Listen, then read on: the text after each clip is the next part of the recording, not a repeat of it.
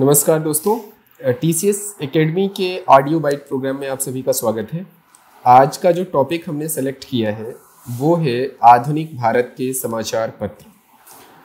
आप में से बहुत लोग इस बात से परिचित होंगे कि विभिन्न प्रतियोगी परीक्षाओं में ये जो पत्र पत्रिकाएं हैं ये पूछी जाती रही हैं और इसके संपादक से लेकर के इसके संस्थापक और कभी कभी इससे जुड़े हुए कई सारे फैक्ट एग्जामिनेशन में पूछे जाते रहे हैं। तो आपकी स्क्रीन पे दिखाई दे रहा होगा कि एक पूरा कलेक्शन है जिस पर हम लोग आज बात करने वाले हैं। सबसे पहली जो समाचार पत्र जिसकी बात हम लोग करते हैं वो है बंगाल गजट, जो कि अंग्रेजी भाषा में था और ये 1780 में हुआ और इसका जो संपादक है वो जेम्स ऑगस्टस हैं। और ये जेम्स ऑगस्टस ने जो ये बंगाल गजट अंग्रेजी समाचार पत्र निकाला था ये साप्ताहिक समाचार पत्र था और इसे भारत के पहले समाचार पत्र होने का श्रेय है। साथ ही साथ इस समाचार पत्र को कलकत्ता जनरल एडवाइजर के नाम से जाना जाता है।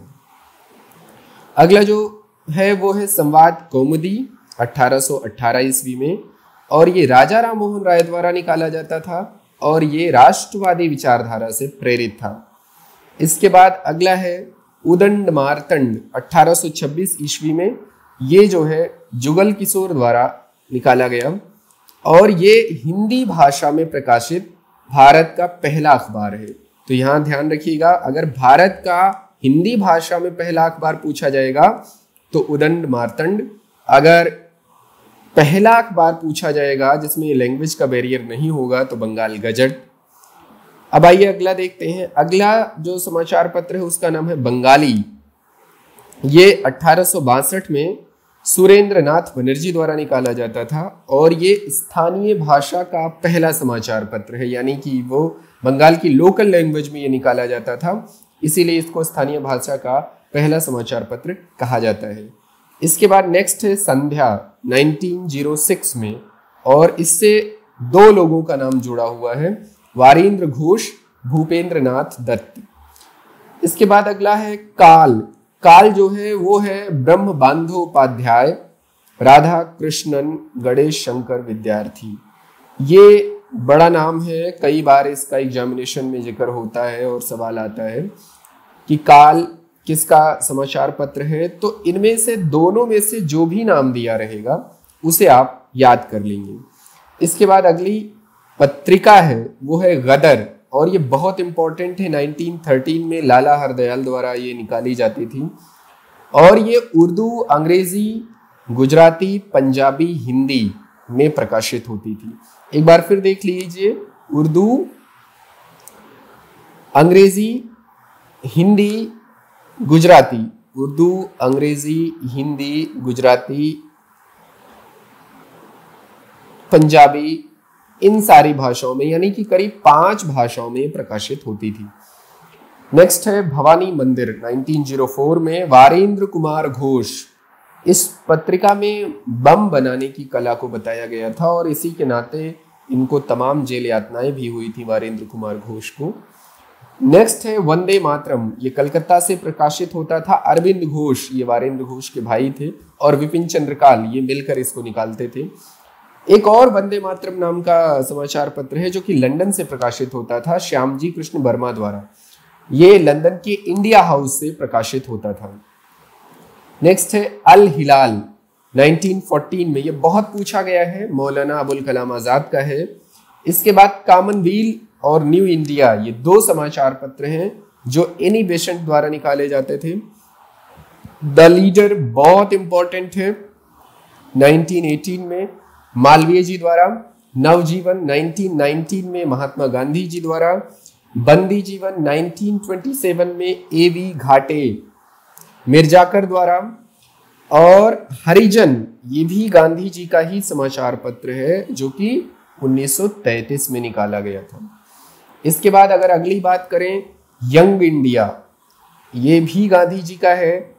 एक और समाचार पत्र जो अगला है वो है इंडिपेंडेंस, ये मोतीलाल नेहरू का है। इंडिया जिसका ताल्लुक नौरोजी से है, दादा भाई नौरोजी से, जिनको आप जानते हैं कि भारत का grand old man of India कहा जाता है। बहिष्कृत भारत पत्रिका ये अंबेडकर द्वारा निकाली जाती थी। आप जानते हैं कि अंबेडकर ने एक संगठन भी बनाया था, उसका नाम भी बहिष्कृत हितकारिणी सभा था। इसके बाद इंडिया गेजेट बीबीएन डेरेजियो द्वारा है। नेशनल पेपर है देवेंद्र नाथ टैगोर के द्वारा है। द हिंदू ये अय्यर राघवाचारी के द्वारा था। स्पार्क ये महात्मा गांधी के द्वारा था। इंडियन मिरर केशव चंद्र सेन के द्वारा था। तत्वबोधिनी ये मोतीलाल नेहरू के द्वारा था। इंडिपेंडेंट ये भी मोहम्मद अली के द्वारा बहुत इंपॉर्टेंट नेशनलिस्ट इंटरेस्ट का पेपर था। इसके बाद कामरेड देवेंद्र नाथ टैगोर के द्वारा। नील दर्पण बहुत इंपॉर्टेंट है, कई बार एग्जामिनेशन में से क्वेश्चन आते रहे हैं। दीन बंधु मित्र के द्वारा था और इस नील दर्पण में नील विद्रोह की बहुत मतलब अच्छे तरीके से एक्सप्लेनेशन मिलता है। इसके बाद एक है देवी चौधरानी दुर्गेश नंदिनी, ये बंकिम चंद्र चटर्जी द्वारा है। इसके बाद बॉम्बे क्रॉनिकल है, ये फिरोज शाह मेहता द्वारा निकाला जाता था। नेक्स्ट है प्रताप, ये गणेश शंकर विद्यार्थी के द्वारा था और ये बड़ा नाम है पत्रकारिता जगत में, आप जानते हैं आज भी इनके नाम पर पत्रकारिता जगत में एक पुरस्कार भी दिया जाता है गणेश शंकर विद्यार्थी के नाम से। इसके बाद है सोम प्रकाश, ये ईश्वर चंद्र विद्यासागर के नाम पर के द्वारा निकाला जाता था। और ईश्वर चंद्र विद्यासागर आप जानते ही हैं कि भारत में एक लिबरल नेशनल मूवमेंट के लीडर भी रहे और फ्रीडम फाइटर भी रहे। नेक्स्ट जो नाम है वो है बंगाल गजट, ये आप जानते हैं कि गंगाधर भट्टाचार्य के द्वारा 1816 ईस्वी में, और इसे आप जानते ही हैं कि भारत का पहला समाचार पत्र होने का गौरव प्राप्त है। नेक्स्ट कुछ एक ऐसे फैक्ट हैं जो आपको समझने जरूरी हैं। जैसे एक फैक्ट यहाँ पे आप देख रहे होंगे कि तमिल भाषा का पितामह जिसे कहा जाता है तो वो है सुब्रमण्यम भारती। अगर करें बात भारत की प्रथम समाचार एजेंसी का तो वो है the associate press of India, यानी कि तमिल भाषा का पितामह सुब्रमण्यम भारती भारत की प्रथम समाचार agency the associate press of India थी।